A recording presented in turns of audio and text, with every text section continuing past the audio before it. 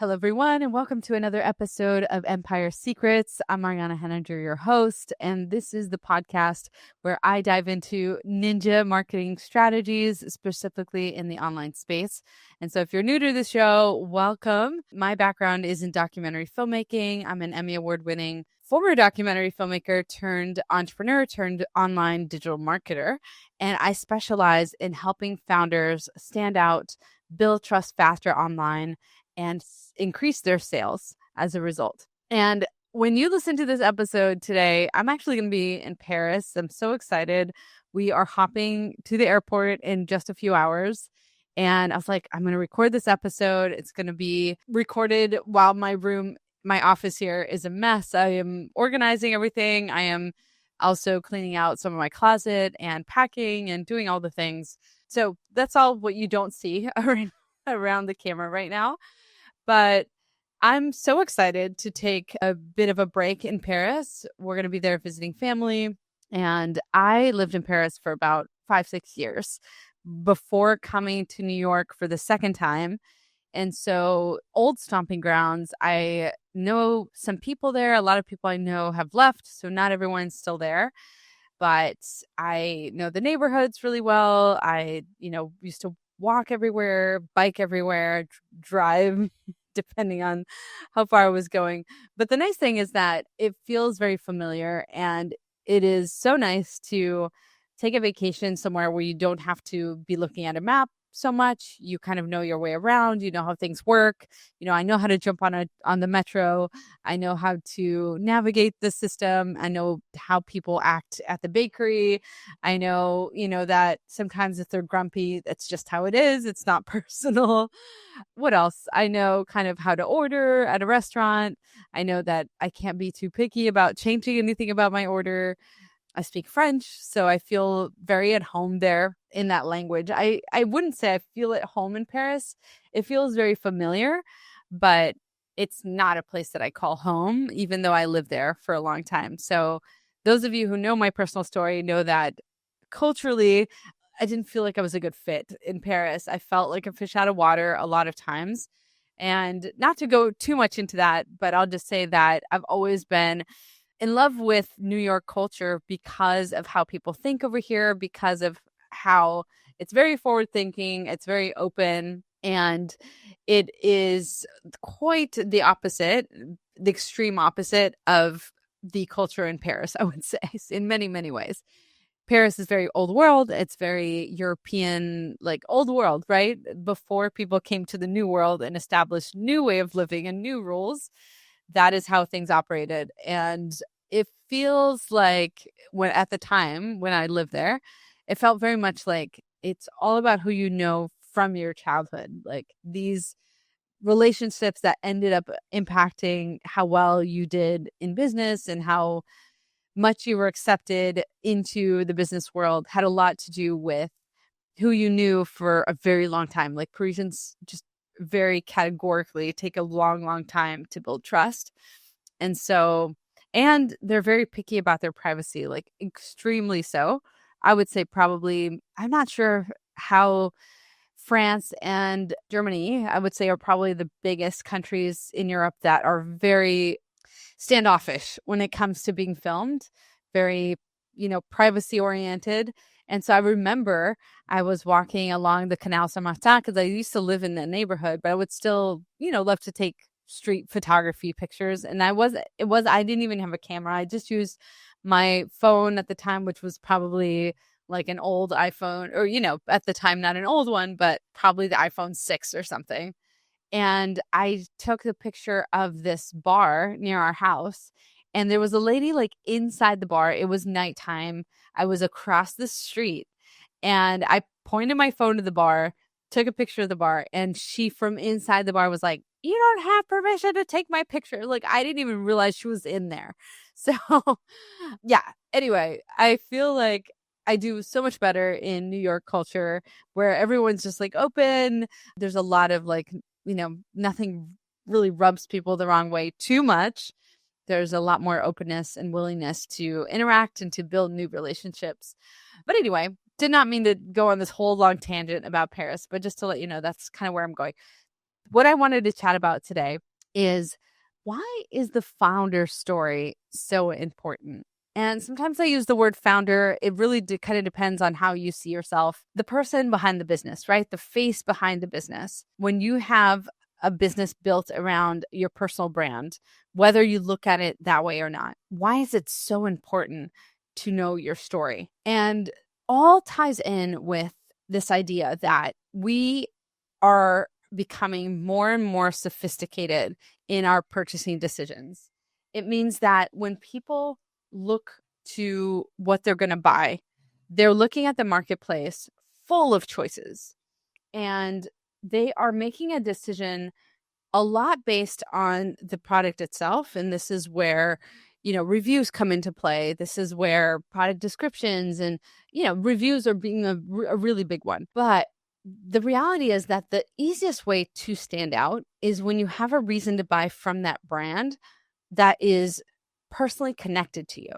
So aside from what 50 strangers might say in the different reviews about that program or that product, when you know who the person behind it is, there is so much more affinity to that brand, especially when you not only know who they are, but you know what they stand for, what their values are, what drives them, how they built that business, why they built that business. All of those things make us go for one service, one product, one offer more than the next. And the reason is because we want to feel like our dollars are supporting something that we care about and that we feel aligned with more and more. That is like something that's been increasing by large amounts in the last 5 years, where people are not just spending willy-nilly. They're not just, I need this thing, I'm buying this thing. Yes, if it's a small thing. For example, I just bought some portable fans for this trip, and I didn't do a ton of research, and I don't know anybody behind this brand, right?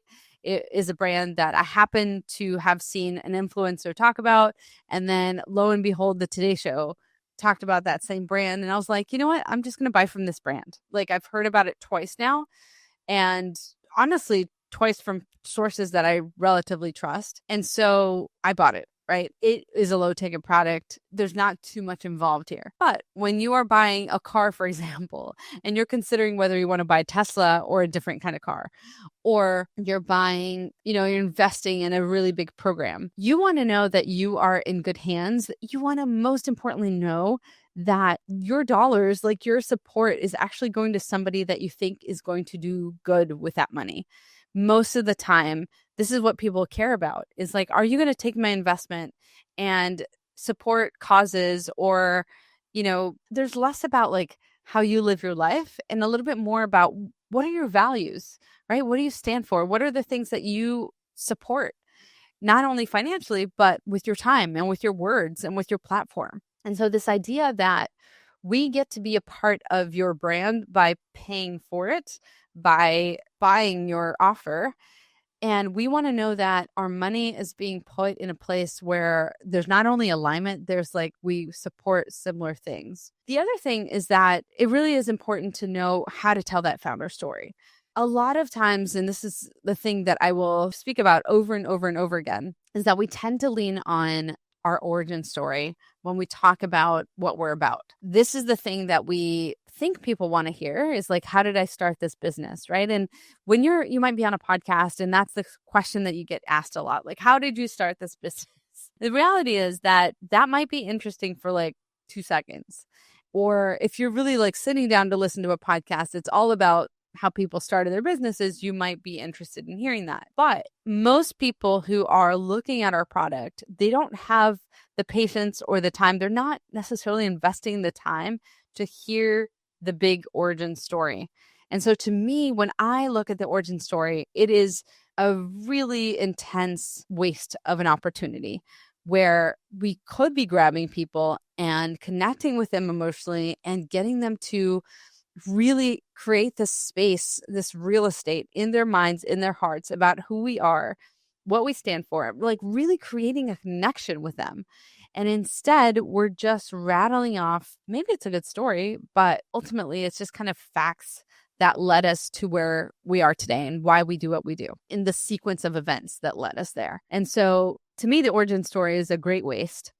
And instead, what I have called the brand story is the way that you can use your story to make it all about your audience. You have to make it all about them. And how do we do that? We do that by understanding what they feel like first and foremost. What does trust feel like? Like, what would they need to feel about us in order to trust us? You do that by understanding what the endpoint is first, and then reverse engineering, working your way backwards into your story. And then asking yourself, what part of my story is going to create that feeling? How am I going to tell my story in order to create that feeling? And there's an entire emotional mapping exercise that I do with my students and my clients, where we map out those emotions from our audience, from our target audience, in the exact moment that they're ready to buy from us. And then we map out our stories by understanding, emotionally, how do these connect? How do these two align? And that's how we pick our brand story. There are two types of stories. There's an outcome story and a passion story. I have different episodes where I've talked about this at length. But in reality, when you focus on the brand story instead of your origin story, you're making it all about your audience. You're making it so that they feel something about you that they will never forget. You remember nothing else from what I teach.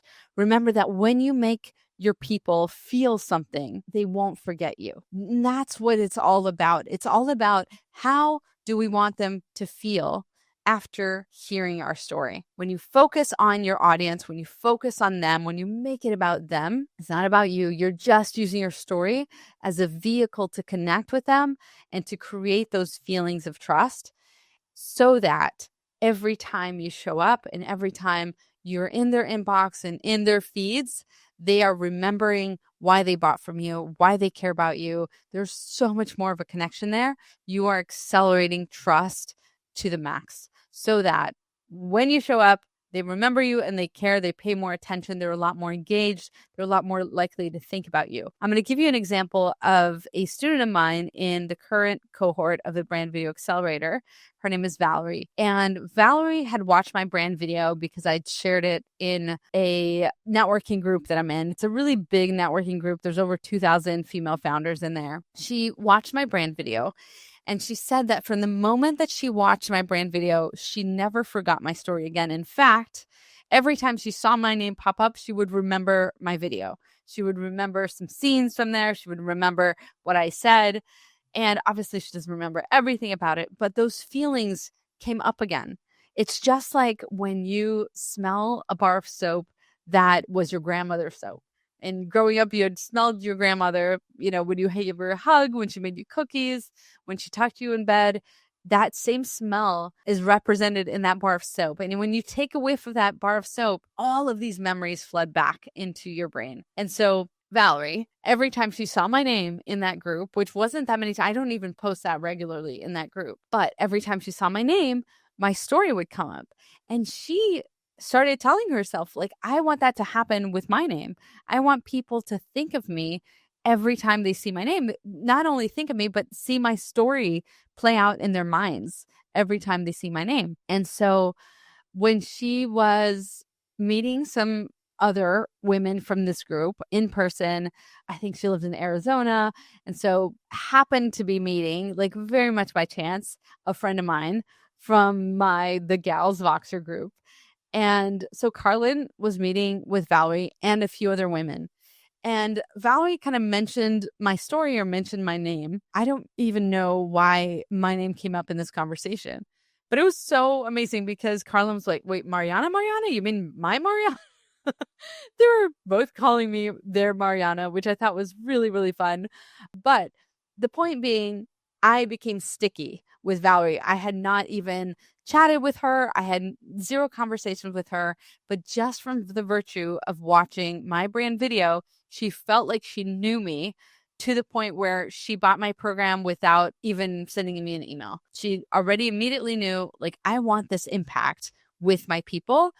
And therefore, I want to work with Mariana because I have seen it happen. And this is something that I always tell people. I can describe a brand video ad nauseum, But until you watch it, you won't feel it. Like, you need to watch it in order to feel it. So with that said, I want you to go ahead and watch a brand video just so you can feel what I'm talking about.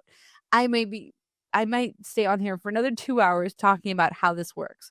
But at the end of the day, when you watch a brand video and you feel like that person's story is now ingrained in your head, and every time you think of that service, you think of that person, that's when you know the magic is happening. So head on over to brandmagnetic.com/brand videos. That is a page with a bunch of brand videos that we've worked on. I want you to just watch a couple of them and just see how they make you feel and write back to me. So hit me up on LinkedIn. I'm Mariana Henninger on LinkedIn. Hit me up on Instagram at Brand Magnetic on Instagram. I would love to hear from you, to really hear how watching these brand videos make you feel. And if you are interested in creating your own brand video, let me know. We have a couple of options for you. We have an option where it's a little more hands-off. You're a little bit more on your own. You follow the program and you get it done. There is a very high-end white glove done for you option for those folks who don't have the time to do it on their own. They just want it done for them. We have that option as well. It's the brand video signature. And I would love to support you in your goals to be known as the go-to in your niche, be completely unforgettable, be undeniable, and accelerate your sales by installing the brand video system throughout your funnels. So with that said, I hope you have a great rest of your week. Hit me up after watching those brand videos. I'll leave the link in the show notes, and I'll see you on the next episode of Empire Secrets. Bye for now.